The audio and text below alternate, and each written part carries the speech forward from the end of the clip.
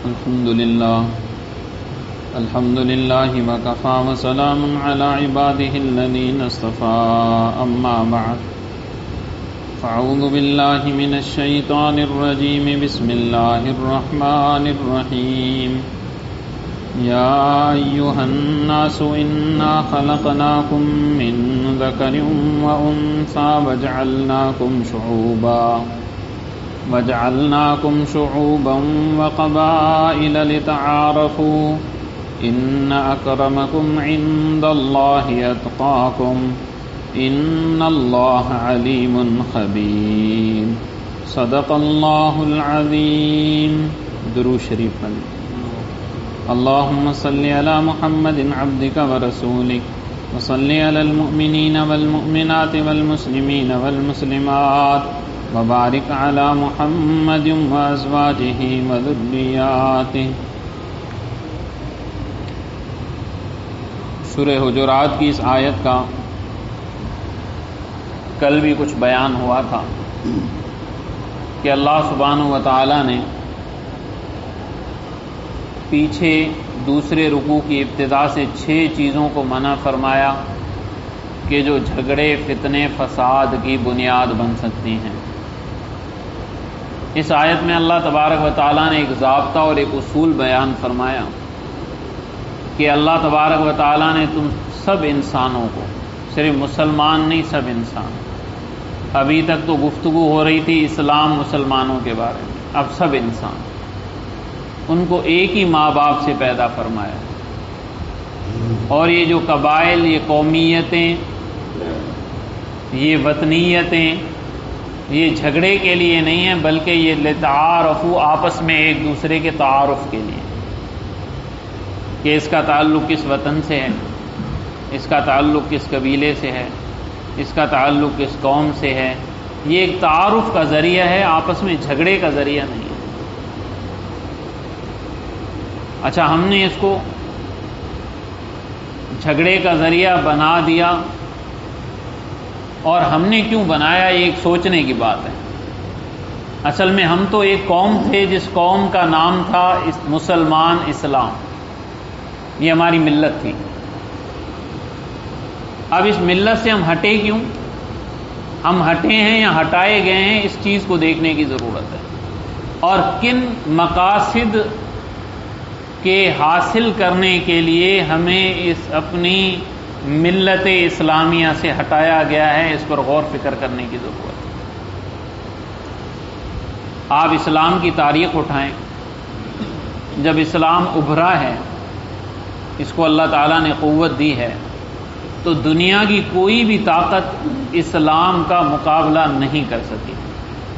یہ آپ تاریخ اٹھا کے دیکھیں، کوئی طاقت اسلام کا مقابلہ نہیں کر سکی. کیوں؟ اس لیے کہ وہاں ایک نام تھا ملت اسلامیہ. اگر آپس میں کوئی اختلاف تھا تو بھی وہ اختلاف آپس کے حدود کے اندر تھا، باہر والوں کو اس اختلاف سے فائدہ اٹھانے کا موقع نہیں دیا جاتا تھا.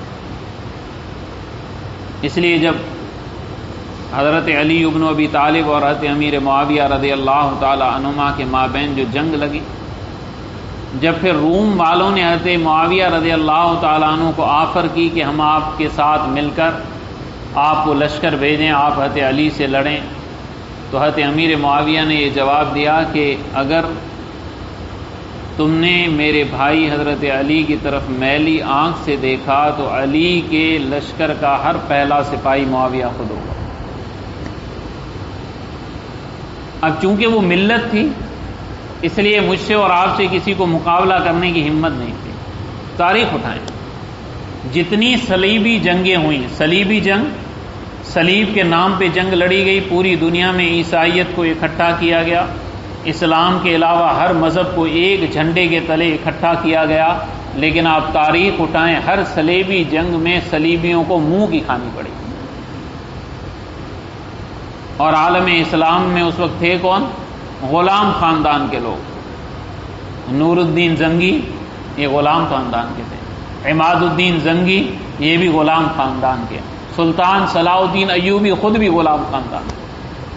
لیکن عالم اسلام کا پرچہ ان کے ہاتھ میں، اور پورا عالم اسلام عرب عجب ان کے ماتا ہے، تو فتح ہو رہی ہے۔ اور سرکار دو عالم صلی اللہ علیہ وسلم نے اپنی زندگی کا جو آخری لشکر امام الانبیاء نے رومیوں کی طرف روانہ کیا ہے، ان کی سرحد کی طرف، اس کے جو امیر بنائے ہیں وہ غلام زادے حضرت اسامہ بن زید رضی اللہ تعالیٰ عنہ کو بنایا ہے، جن کی عمر 17 سال، اور ان کے جھنڈے کے تحت ابو بکر اور عمر رضی اللہ عنہما بھی بھیجے ہیں ساتھ، اور وہ لشکر ابھی مدینہ شریف سے باہر ہی تھا کہ امام الانبیاء سرکار دو عالم صلی اللہ علیہ وسلم اپنے اللہ کے ہاں چلے گئے۔ لیکن جب آپ نے حضرت اسامہ کو امیر بنایا تو بات یہ آئی سامنے کہ جی ایک اتنے بڑے بڑے حضرات کے ہوتے ہوئے، حضرات شیخین کے ہوتے ہوئے، ایک نوجوان لڑکا، اس کو آپ امیر بنا رہے ہیں۔ تو آپ نے فرمایا کہ تم وہی ہو جنہوں نے اس کے باپ زید کی عمارت پر بھی اعتراض کیا تھا، آج تم اسامہ کی عمارت پر اعتراض کر رہے ہو۔ اللہ کی قسم، حضور نے قسم اٹھا کے فرمایا، جیسے زید عمارت کے حقدار تھے ویسے اسامہ بھی عمارت کا اہل ہے، لیکن تم اس پر اعتراض کر رہے ہو کہ یہ غلام کا بیٹا ہے۔ یعنی آخری جو آپ نے لشکر بھیجا ہے اس میں بھی اس چیز کی رعایت کی کہ ملت اسلامیہ باقی رہے، کوئی فرق نہیں، ملت اسلامیہ باقی رہے۔ اب آپ دیکھیں آج جو ہم پس رہے ہیں نا، آپ تاریخ اٹھائیں، اس پسنے کی سب سے بڑی وجہ خلافت عثمانیہ کا زوال ہے، اور خلافت عثمانیہ سے پوری دنیا کانپتی تھی، پھر اس کو توڑا گیا، کیونکہ جتنی صلیبی جنگیں کی تو وہ منہ کی کھانی پڑی۔ اب ان ظالموں نے سوچا کہ بھئی ان سے لڑ تو سکتے نہیں ہیں، اب ان کے آپس میں تفریق ڈالو، ان کو جدا جدا کر دو، ان کے ٹکڑے ٹکڑے کر دو۔ جب ان کی آپس میں تفریق ہو جائے گی، ان کو مٹانا، ان کو شکست دینا آسان ہو جائے گا۔ چنانچہ انہوں نے اپنے جاسوس، اپنے نمائندے عرب میں بھیجے، اور وہاں جا کر انہوں نے عربوں کے ذہن میں یہ بات ڈالی کہ وہ لوگ تو ترکی والے عجمی ہیں، تم عرب ہو، قرآن تمہارے پاس نازل ہوا، زبان تمہاری اصل، نبی تمہارے پاس آیا، تم اپنے نبی کے ہوتے ہوئے، اپنے قرآن کے ہوتے ہوئے، اپنی زبان کے ہوتے ہوئے عجمیوں کے تابع ہو، یہ تو اچھی بات نہیں۔ ان کو ابھارا۔ چنانچہ آپ تاریخ پڑھیں، انہوں نے ایک عرب لیگ کے نام سے جماعت بنا ڈالی، عرب لیگ۔ یہ بنیاد ڈر رہی ہے خلافت عثمانیہ کی تباہی کی، اور کس پر ڈر رہی ہے کہ آپس میں ٹکڑے ٹکڑے کرو۔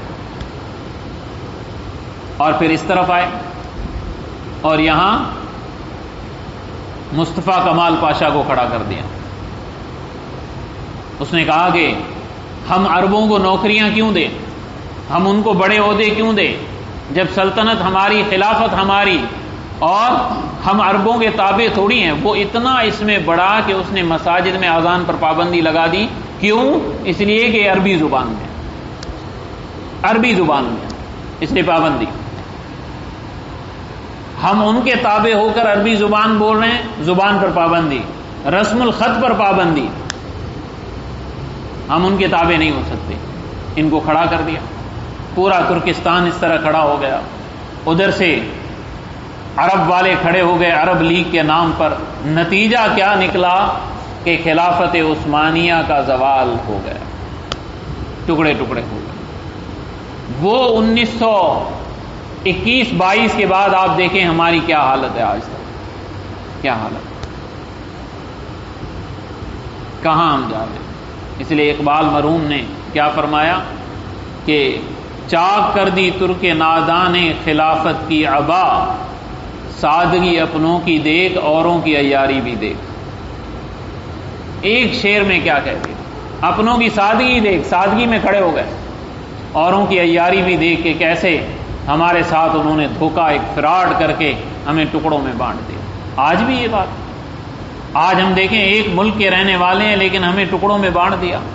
یہ سندھی ہے، یہ پنجابی ہے، یہ پختون ہے، یہ بلوچ ہے، یہ پٹھان ہے، یہ فلاں ہے، یہ فلاں ہے۔ پھر ہمارے اندر فرقے پیدا کر دیے۔ ہم سندھی ہیں تو یہ شیعہ ہے، یہ دیوبندی ہے، یہ بریلوی ہے، یہ اہل حدیث ہے، یہ فلاں ہے، یہ فلاں ہے، ٹکڑے ٹکڑے کر دیا امت مسلمہ۔ ایک آج پٹ رہا ہے، دوسرا اٹھنے کے لیے تیار نہیں کہ اس کا تعلق ہمارے فرقے سے نہیں ہے، اس کا تعلق ہماری برادری سے نہیں ہے، اس کا تعلق ہماری قوم سے نہیں ہے، اور آخر میں جا کے اس کا تعلق ہمارے وطن سے نہیں ہے، اس لیے ہمارا اس کے ساتھ کوئی تعلق نہیں۔ اس لیے اقبال نے کہا یہ تازہ خداؤں میں سب سے بڑا وطن ہے، یہ تازہ خداؤں میں سب سے بڑا وطن ہے، جو پیراہن ہے اس کا وہ ملت کا کفن ہے، ملت کا کفن ہے اس کا پیراہن۔ آج کفن پہنایا جا رہا ہے اسلام کو صرف اس بنیاد پر کہ ہم پاکستانی، ہمارا کیا جائے ہندوستان میں مسلمان کشمیر میں پستے رہیں، ہم نے نہیں کرنا کچھ، افغانستان میں پستے رہیں، ہم نے کچھ نہیں کرنا، فلاں ملک میں پستے رہیں، ہم نے کچھ نہیں کرنا۔ ورنہ ہماری تو وہ طاقت اور قوت تھی۔ آپ دیکھیں حجاج بن یوسف اس امت کا سب سے ظالم انسان ہے، سب سے ظالم انسان ہے، اس میں کوئی شک نہیں ہے، لیکن میرا اور آپ کا اسلام یہ حجاج بن یوسف کی وجہ سے ہے۔ ایک چند عورتیں اور ایک عورت کا جو پیغام پہنچا حجاج بن یوسف کے پاس، اس نے اپنے نوجوان بھتیجے اور داماد کو سارا لشکر دے کر ہندوستان بھیج دیا، اور ہندوستان پورا اسلام میں داخل ہو جاتا۔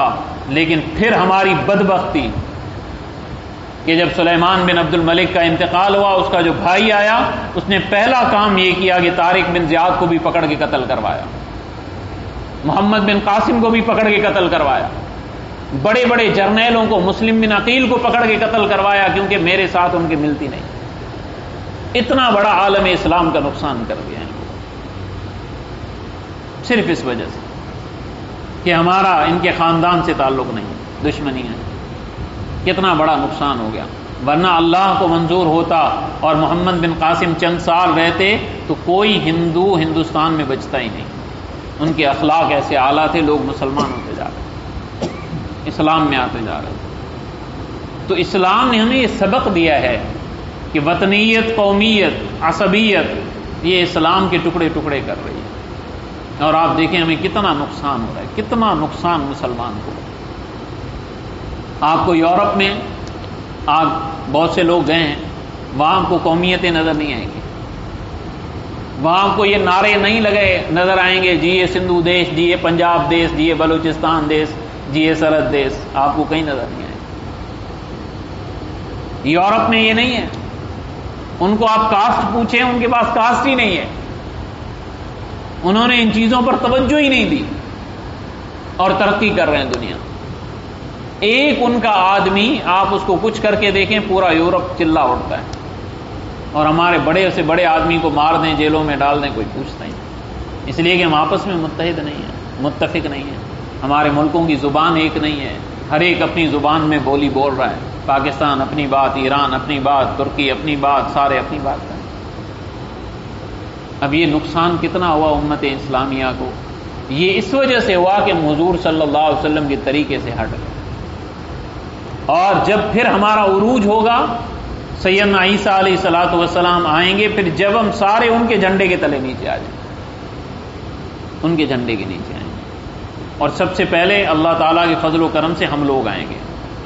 آپ علیہ الصلوۃ والسلام نے فرمایا کہ جو حضرت امام مہدی کو تلاش کریں گے، وہ 40 اس زمانے کے ابدال ہوں گے جو تلاش کریں گے، اور فرمایا جو سب سے بڑا لشکر امام مہدی اور عیسیٰ علیہ الصلوۃ والسلام کے ساتھ دشمنوں سے لڑے گا، وہ اس ہندوستان، افغانستان، خراسان کا لشکر ہوگا، کالی پگڑیاں ان کو پہنی ہوئی ہوں گی، اور فرمایا جو ان کی مخالفت کرے گا اللہ اس کے تمام اعمال کو ضائع کر دے گا، تمام اعمال کو ضائع۔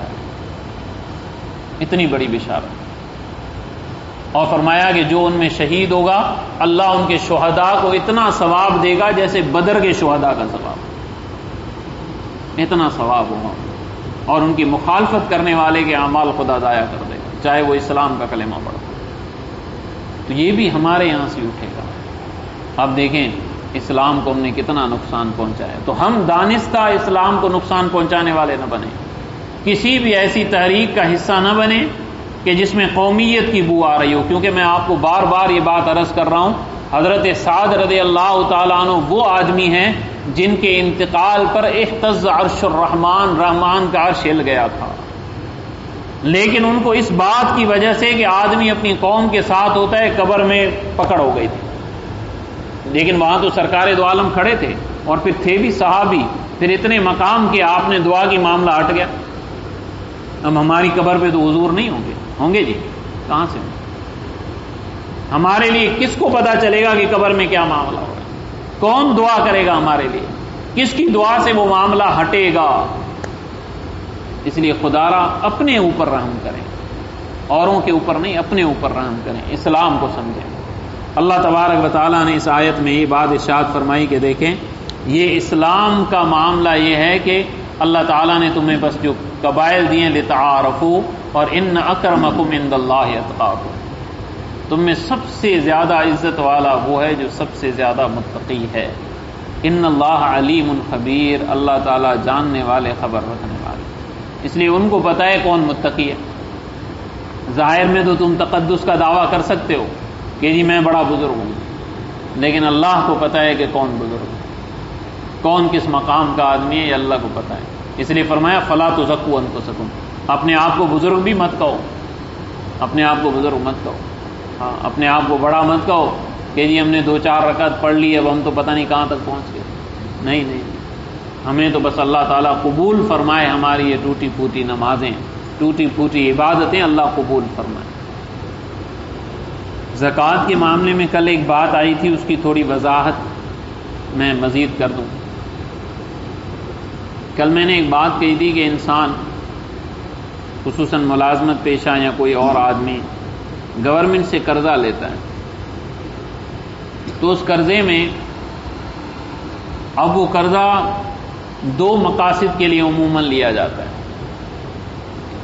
یا تو وہ لیا جاتا ہے تجارت کی غرض سے کہ جی میں کاروبار کرنا چاہتا ہوں، وہ پیسہ آپ نے لیا اور کاروبار میں ڈال دیا. تو اس کاروبار والے معاملے کا تو وہی معاملہ ہے جو کل میں نے عرض کیا. مثلا 10 لاکھ روپے ہم نے بینک سے لیے، اس کو ہم نے اپنے کاروبار میں ڈال دیا. اب جب ہمارا سال پورا ہوگا تو ان 10 لاکھ روپے میں جتنے ہم ادا کر سکیں ہیں، جیسے کلائی صاحب نے مجھے بتایا جتنے ہم ادا کر سکیں، فرض کرتے ہیں 2 لاکھ ہم نے ادا کر دیے، باقی کتنے رہے؟ 8 لاکھ. تو 8 لاکھ روپے ہمیں اس اپنے سارے کاروبار کا حساب کرتے وقت وہ نکال کر، چونکہ ہم پر قرضہ ہے، باقی کی ہمیں زکوٰۃ ادا کرنی ہو. ٹھیک ہے جی، یہ بات کل بھی میں نے بتائی. اچھا، دوسرا جو قرضہ لیا جاتا ہے اس میں تفصیل ہے. مثلا قرضہ لیا ہم نے گھر کے لیے کہ جی ہم گھر بنا رہے ہیں، اس کے لیے ہم نے 10 لاکھ روپے گورنمنٹ سے قرضہ لے. اب جب سال ہمارا پورا ہوا تو 2 لاکھ روپے ہم ادا کر چکے تھے قسطیں، باقی کتنے رہے؟ 8 لاکھ. اب ہمیں جب اپنے مال کا حساب کرنا ہے تو اس میں سے 8 لاکھ نہیں نکالنے. یہ بات میری ذہن میں رکھیے گا، 8 لاکھ نہیں نکالنے، بلکہ کتنے نکالنے؟ جتنی اس سال کی قسط ہے. اور سال کی قسط ہم لوگ فرض کر چکے ہیں کتنی؟ 2 لاکھ روپے. اس لیے صرف 2 لاکھ روپے ہم قرضے میں نکالیں گے، 6 لاکھ نہیں نکالیں گے.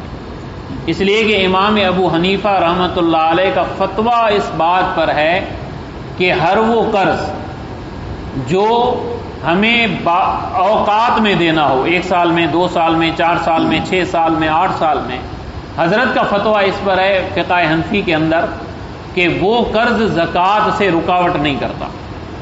ہاں صرف 1 سال کی جو قسطیں ہیں وہ آپ نکال سکتے ہیں، باقی 6 لاکھ نہیں نکالیں گے. میری بات سمجھ میں آ گئی جی؟ دوبارہ عرض کر دوں کہ اگر ہم نے قرضہ لیا ہے گھر بنانے کے لیے 10 لاکھ روپے، اب وہ ہمیں قرض ادا کرنا ہے 5 سالوں میں. ٹھیک ہے جی، اب 1 سال ہوا تو ہم 2 لاکھ ادا کر چکے ہیں، باقی رہے 8 لاکھ روپے.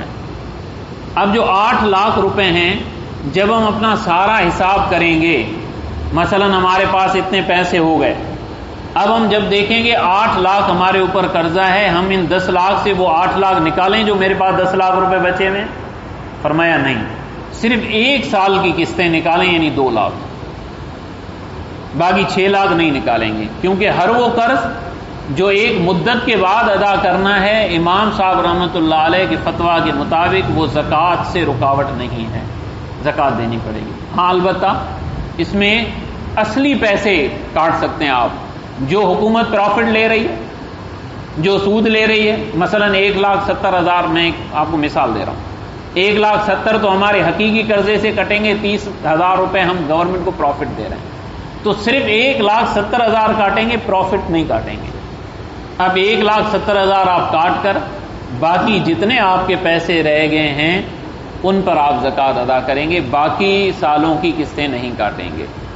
ٹھیک ہو گیا جی۔ دوسرا مسئلہ یہ ہے قرض کے معاملے میں کہ میں نے آپ سے کہا تھا کہ ہمارا کسی پر قرض ہے اور وہ ایسا ہے جس کے ملنے کی امید ہے، اس پر تو ہم زکوٰۃ دیں گے، چاہے آج دے دیں، چاہے جب 2-4 سال کے بعد ہمیں ملیں پھر اکٹھی دے دیں، وہ ہماری مرضی ہے۔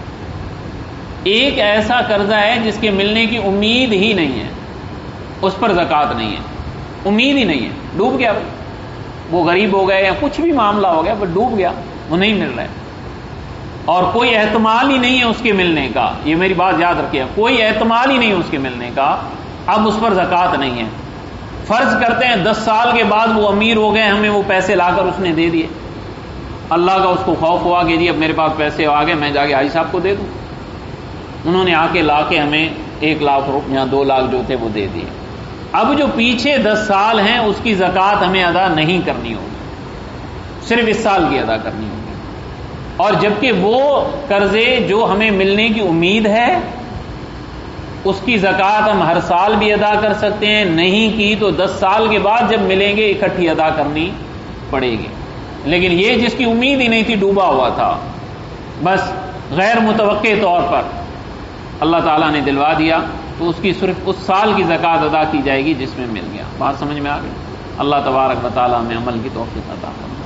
اللہم انت السلام ومنک السلام تبارک یا ذا الجلال والاکرام۔ اللہم اعنا علی ذکرک و شکرک، اللہم انا نسألک رضاک والجنہ ونعوذ بک من سخطک والنار۔